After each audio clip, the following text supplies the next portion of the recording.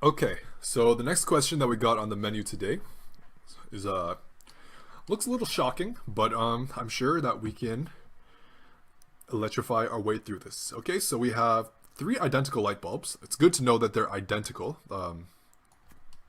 That will probably be important later. Okay, so we have three identical light bulbs that are connected to two batteries that are shown just like this. Okay, so to start the analysis of the circuit, we got to write loop equations or energy conservation equations. And each equation must involve a round trip path that begins and ends at the same location. That's kind of the definition of a loop equation, but it's nice to have that specified. So each segment of the path should go through a wire, a bulb, or a battery, not through the air. How many valid loops can we write for this circuit? Okay, so this really gets into like loop analysis, and this subject can go really deep, especially if you're trying to get into like electrical engineering. Those of you who are interested in electrical engineering, this will be a quite common sight in your future career path. Okay, so let's actually redraw the circuit more in terms of what you would typically see for electrical circuits, especially as you go deeper into like science or into electrical engineering. Okay, so we know that we have three identical resistors, or these lights, we can pretty much draw them as resistors.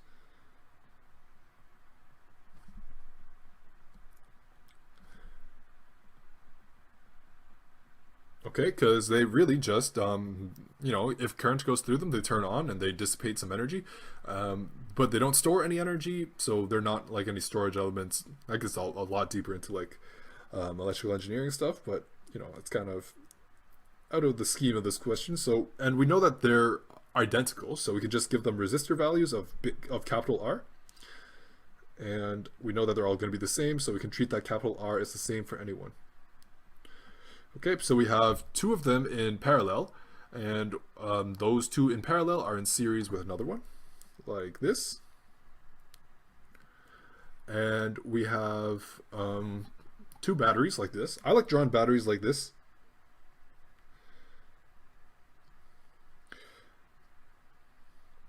Sometimes you'll see people drawing batteries like this, but this can get very confusing when you get deeper into your electricity world, because you're going to see capacitors which look fairly similar to that. So I'd recommend you stick into these like circles with the plus minus inside.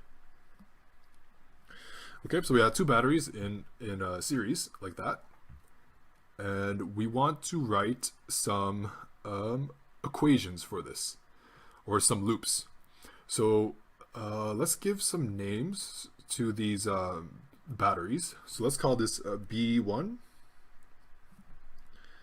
and B2, and they can have an associated voltage with them, because we'll treat them as voltage sources. So we can call this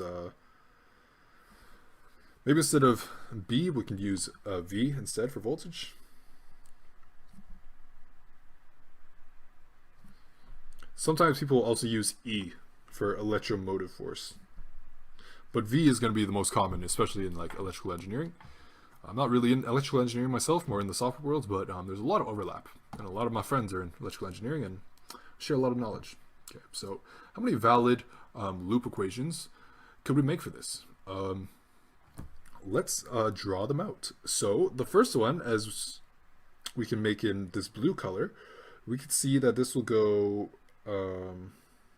actually, instead of drawing this, because this is going to get quite messy, let's give this like let's give our R values numbers, R1, R2, R3, and we can just write like the components that we'll see along the road. Okay, so let's say our first loop, we can go like the most outside loop. So this can be V2 to V1 to R1 to R2 to back to V2, and that'll be one loop. Okay, and if you kind of draw it out like, or draw out like loops like this, it can be very clear in terms of what elements you're doing, and it's pretty easy to follow. Okay, now what if we do the same thing, except instead of R2 we do an R3? Okay, that can be a quick copy pasta.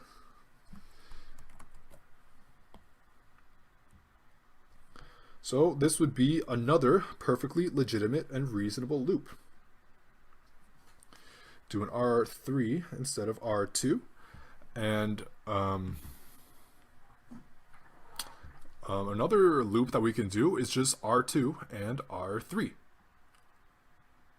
Right? You can see that this is like a loop, and that'd be a perfectly valid loop to use as well. Valid, not necessarily useful, but certainly valid. Okay, so yeah, R2 to R3 to R2 again. Okay. Yeah, so these would be some of our, or we could also possibly do another loop if we were to compress all of these resistors into a single resistor, but since I have a feeling this question is trying to keep us to, is trying to have us keep the original circuit, so these would be our possible loops.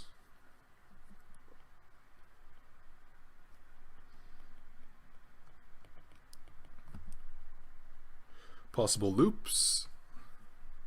And this gets very useful for Kirchhoff's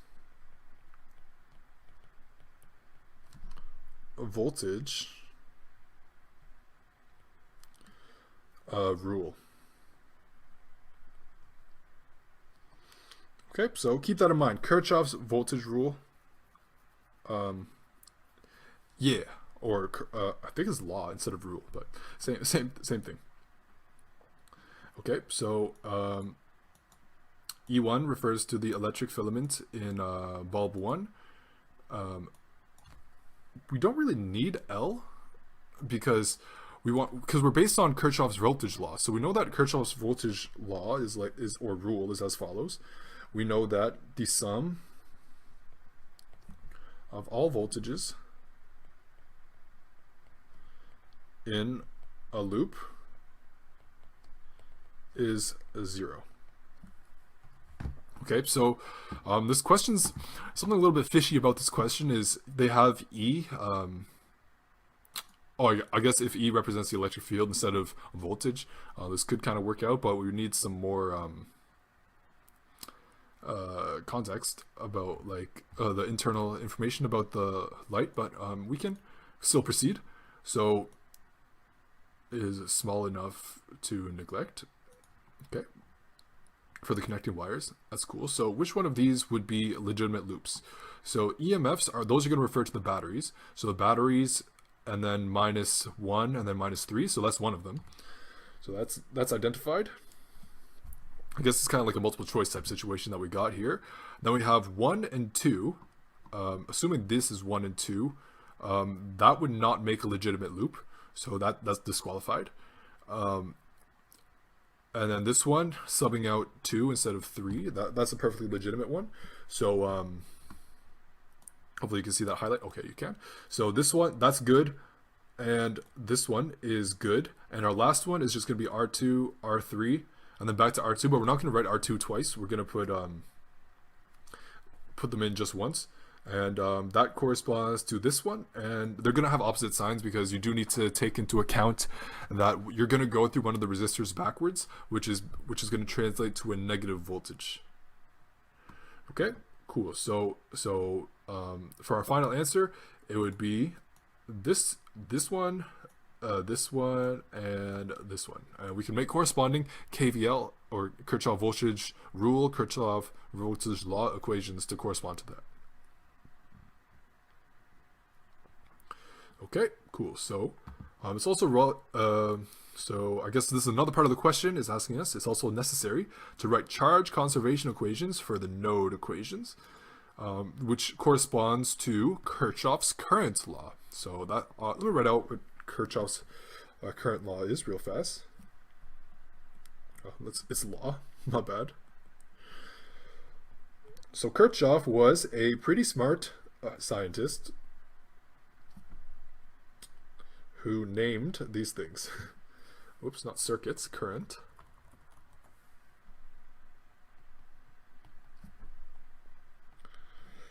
Commonly known as Kcl, and this is commonly known as KVL.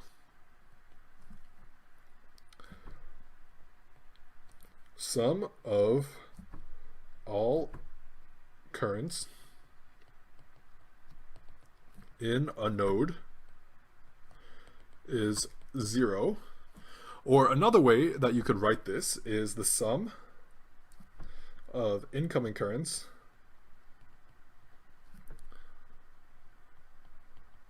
is equal to the sum of outgoing currents.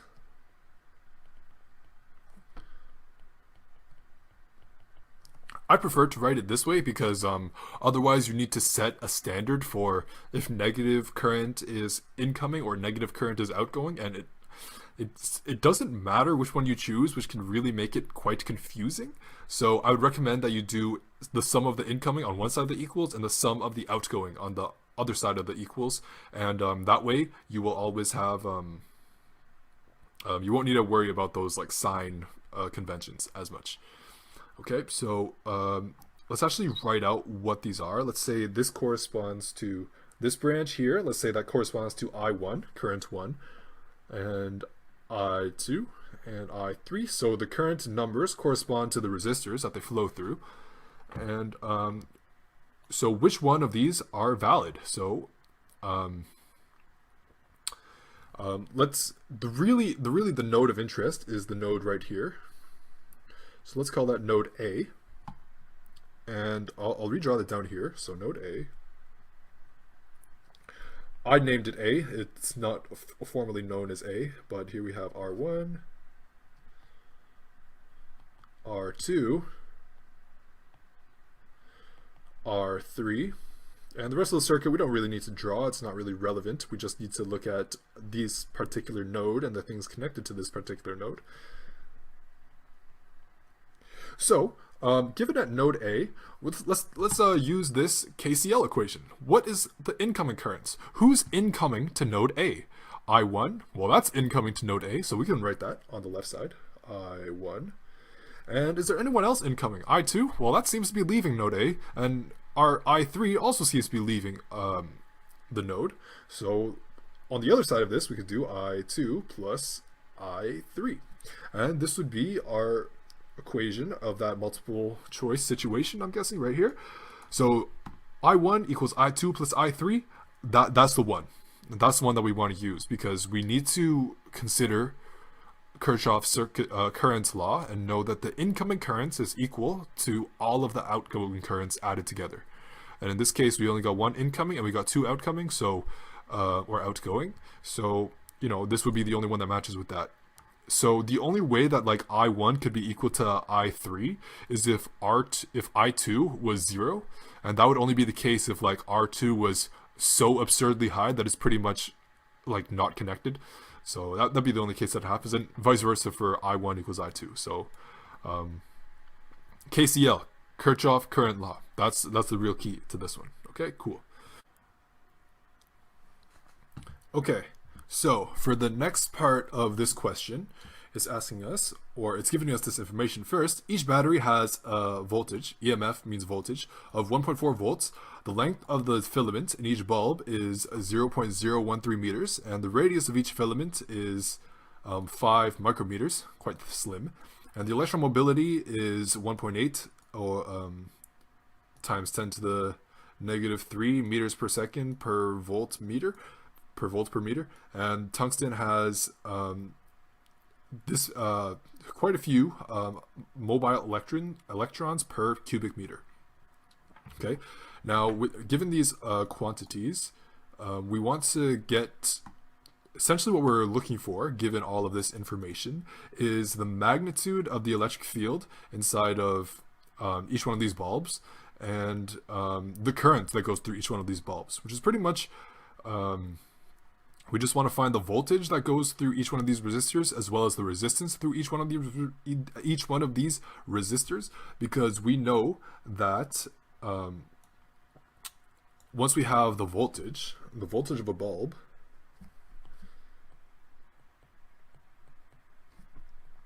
the voltage of a bulb is going to be equal to the electric field inside multiplied by the length of the filament. And we know the length of the filament, so once we get the voltage, we can just divide the length of the filament to get the electric field. Okay, so, but first, what we really need is the resistance of that corresponds to each one of these light bulbs. Okay, so that's what we want to find first.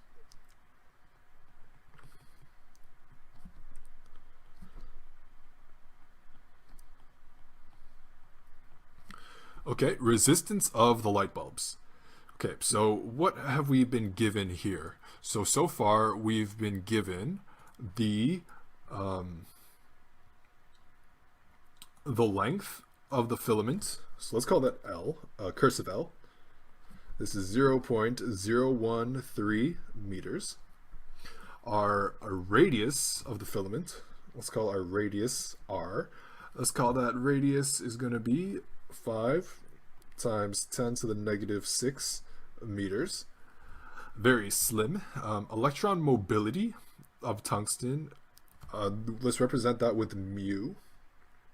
So the electron mobility is 1.8 times 10 to the negative 3 meters per second per volts per meters. That's a spicy unit. And tungsten has a number of electrons. Let's represent that with N.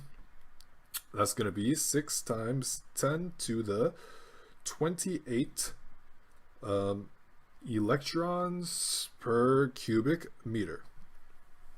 Okay, the first thing that we're going to want to do is we want to find the conductance of this. So the conductance is equal to, well, we'll represent it with the Greek letter omega, lowercase omega, or sigma, my bad. And this is going to be our N value, which is our number of electrons per cubic meter, multiplied by our electron mobility, my bad, and multiply that by the charge of an electron. So this is, I'll just write in what these are: length of filament, radius of filament. This is electron mobility.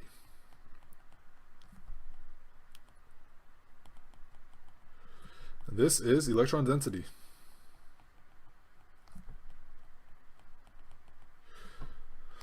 Okay, so if we math this out, we know that we're going to have 6 times 10 to the 28. Let's not really worry about the units, because these are going to get quite messy if we did 1.8 times 10 to the negative 3. And we have to multiply that whole thing by the charge of an electron. So 1.6 times 10 to the negative 19. Okay, and our calculation for this is going to be 17280. Okay, and that is going to be our conductance value. So given our conductance value, we want to use this in Poilet's law to get the resistance. So we know that resistance is equal to rho, and I'll explain what rho is real fast. Actually, instead of writing rho, I'll just write it in terms of conductance. So we're going to have the length over the conductance times A. A is the cross-sectional area of the filament. So to represent that, we will substitute out, we're going to assume that it's going to be circular. So we're going to do like this. L over conductance times pi r squared. Okay, so let's substitute in our numbers. Our L value was 0.013. Our rho value, our sigma value is 1728000. Multiply that by pi. Multiply that by the radius, which is 5 times 10 to the negative 6. And we got to square that thing off. Okay, and our R result for this is going to be something like this. So, the point 0.013 divide by 1728000 times pi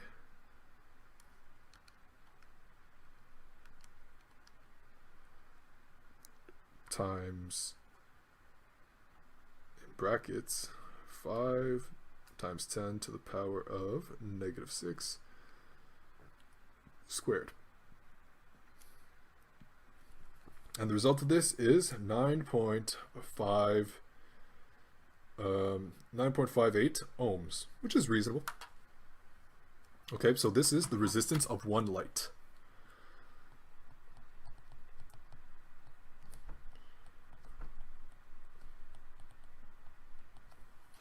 Now, given this, we can redraw our circuit to match that. Let me clear out the bottom here. It's unrelated to a different question, my bad.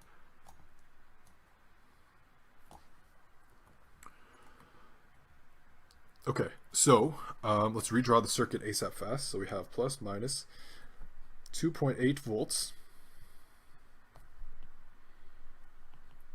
R, oops, not R1, R. I know that all of them are 9.58 ohms.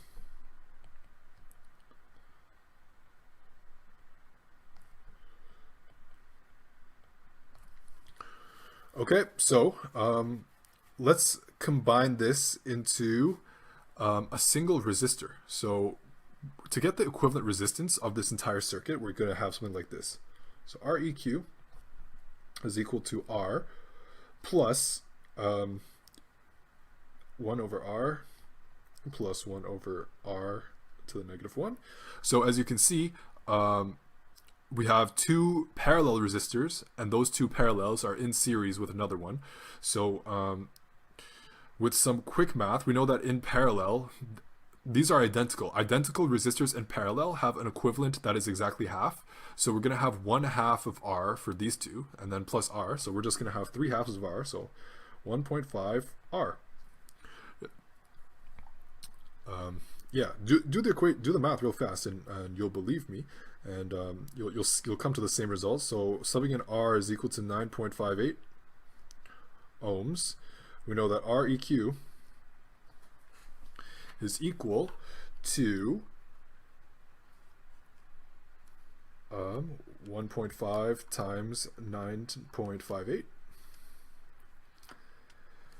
Here we have 14.37 ohms. And assuming that here is like I1, here we have I2 and I3 going through those corresponding branches. I2, I3. We'll have this system, and so we know that I1. This is from Ohm's law. I1 is equal to the V over Req. V is 2.8 volts. Req is 14.37 ohms. And doing this math real fast is that times 2.8 is, this corresponds to 0.195 amps. Okay, so that was like one of the things that we're asking for, is asking for the current going through them. And since we know that I2 and I3 added together have to be equal to I1, we know that the branches I2 and I3 are equivalent, like the resistor on those paths are the same. We know that 1/2 of I1 is going to go down I2, and 1/2 is going to be I3. So I2 is equal to 1/2 I1. So equivalent, violent, parallel paths. So this is going to be equal to 0.5 times 0.195 amps. This is going to be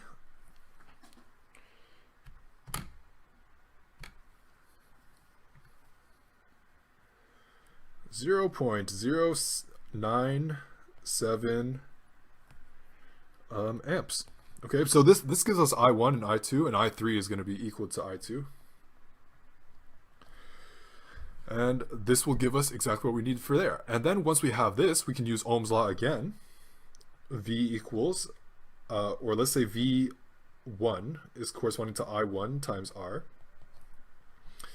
And this will be equal to I1 is going to be 0.195 amps. R is going to be 9.58 ohms.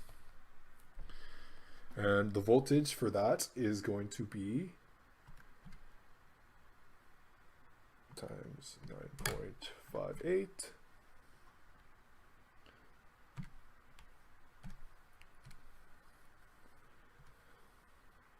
is 1.87 volts, and this is going to be equal to our electric field multiplied by 0.013 meters, because that's the length of the filament.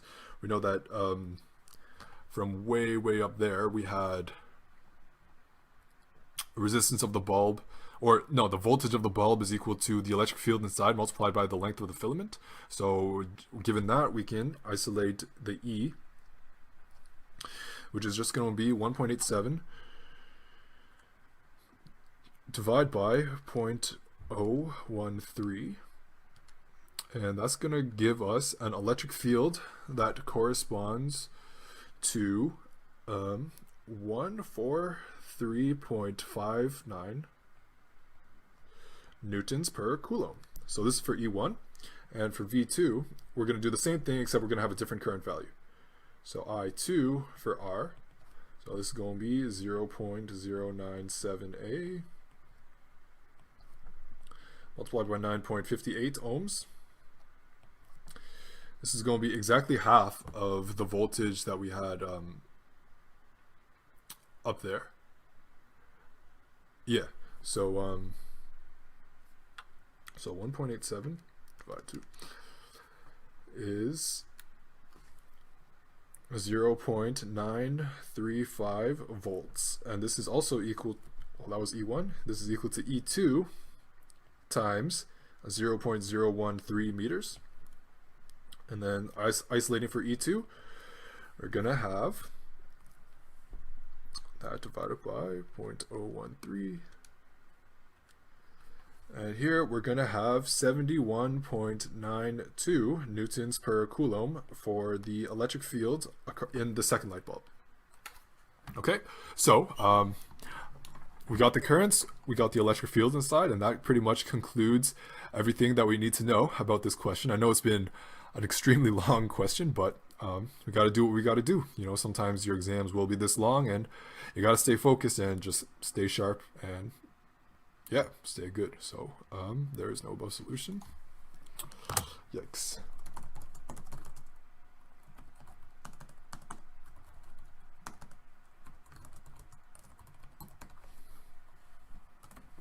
Okay, so there's no solution to verify. Okay.